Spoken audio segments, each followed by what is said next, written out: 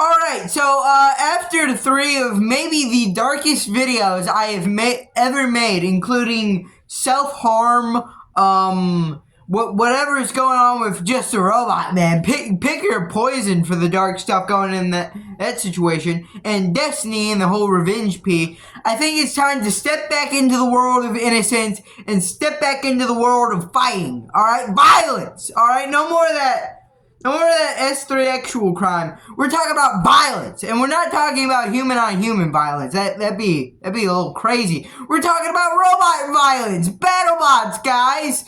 Apparently, Face Offs is coming this month. Face Offs being the brand new BattleBots thing. So I thought throughout this month we may make a few videos talking about BattleBots, talking about how much I love it. And today's video, we're going to talk about the super heavyweights. Sorry for the super long intro, but I thought it was kind of fun. So super heavyweights started all the way back in 1999 at the Long Beach event, where they had a simple 8-bot tournament. There was also a rumble of about 5 robots and Robot Wars. Don't watch that. That was a terrible fight. Even though there were 5 robots, it was absolutely awful. The bot that won literally maybe moved about 3 feet during the whole course of the fight. So, yeah, bad start for the super heavyweights. But the 8-robot tournament in Long Beach was maybe a little better, not by much though. It contained 2 of the worst fights in robot combat history. That being Mechadon versus Ginsu, where it ended after a minute and a half, but they still let it go the full 3 minutes. So you're just sitting there for a minute and a half watching Mechadon like kind of move around. It kind of looks cool, but not much is happening. And then we get Avatar versus Rycon, where Avatar moves halfway across the arena and then backs up into the wall and dies. And that's the entire fight. The bots maybe like touched twice. So yeah, some pretty bad fights were featured here, but we also got some decent ones like Minion versus World Peace. Yeah, that was better, definitely. But yeah, this was pretty simple. A lot of people either went like super simple design, basically build a heavyweight but a little bigger, like Minion. It was literally just 6 wheels with 2 saw blades stuck on it and a little frame. And there was also the other end of the spectrum where it was like, let's make a super heavy, super complicated robot like Mechadon. That thing is literally just gorgeous to look at. And somehow that still won a fight. It was a boring fight, but it still won. And then it had to forfeit the next one. Yeah, so that was kind of sad to see. But then Comedy Central picked BattleBots up for a full show, and the super heavyweights came back as one of the weight divisions. This time with 15 robots, almost double the field, and we got a lot better fights out of this. Minion versus Gray Matter. It was a good fight before the judges kind of ruined it by picking the wrong bot. I mean, seriously. How does Minion win that? It took all the damage. Gray Matter did all the aggression. Maybe it had a little control, but how does it win that fight? 7-2. But yeah, we still got a whole lot of good fights. We got Dual versus Minion. Minion's fights are really good. I really like it. It may be my favorite super heavyweight, but also there's another person competing for that, showing up next season in season 2 of the Comedy Central BattleBots.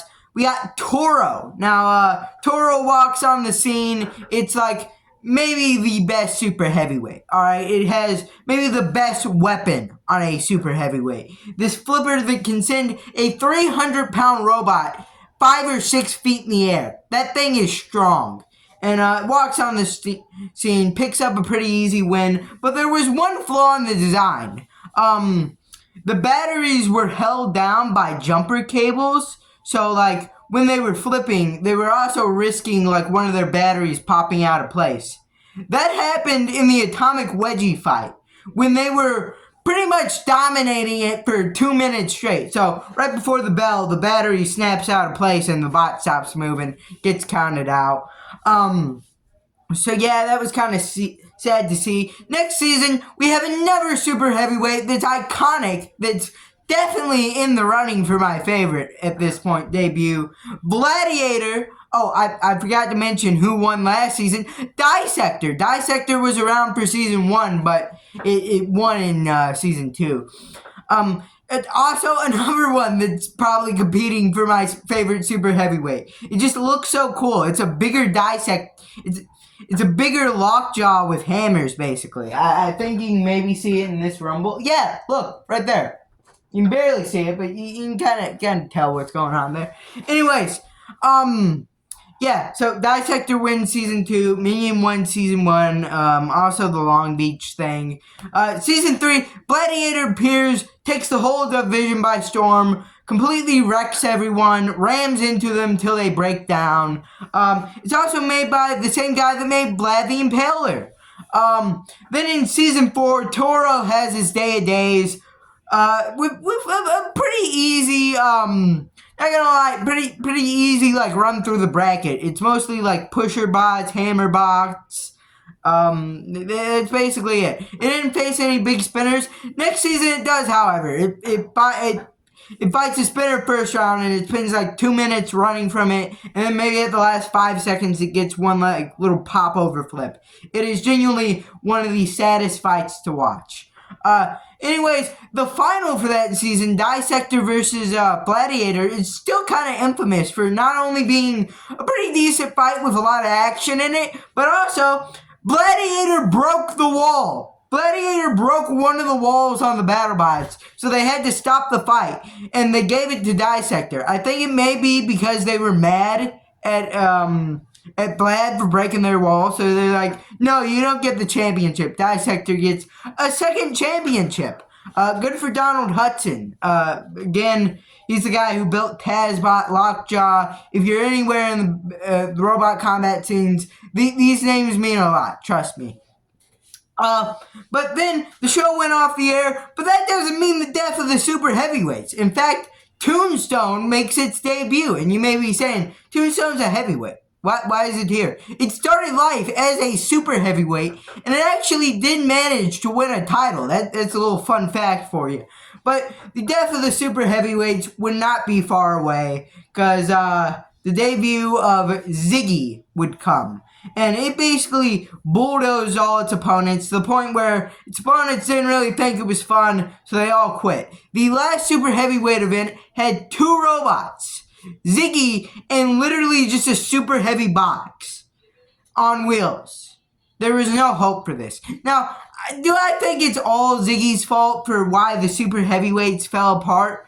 No. I think it's a larger problem infecting the robot combat scene, and that being ROI. See, these robots take a lot to make, alright? We're talking 20, 30, 40, 50,000, near the high end, 50,000, and the payback you get from that is maybe like $400, 1,000 if you're lucky. So a lot of people can go into serious debt doing this. And now a lot of these people, they got side gigs producing a lot of money, allowing them to make these robots. But also, these shows need to kind of chip in and be like, okay, we understand you're spending a lot of money. We're going to give you some money so we can see your bots fight, so we can make toys out of these bots, maybe giving them a cut of the toy sales. But unless you're like the top 1%, you're not really breaking even. Even if you are the top 1%, you're probably not making a profit. If you're lucky, you're breaking even.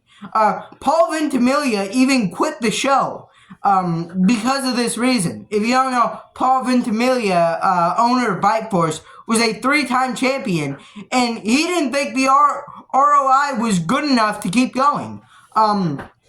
So yeah, it's a super messed up situation, and the super heavyweights are a more expensive version of the heavyweights. So really bad ROI probably also caused the death of the super heavyweights. But I'll never forget the memorable bots that the super heavyweights did give us, like Mechadon, Minion, Toro, Dissector, Gladiator, Maximus, that's basically Original Sin Beta. If you don't know, Original Sin's like the most successful robot of all time. I think it's got like 8 championships or something insane like that. So yeah, rest in power to the super heavyweights. Leave a like, subscribe, comment down below, and bye.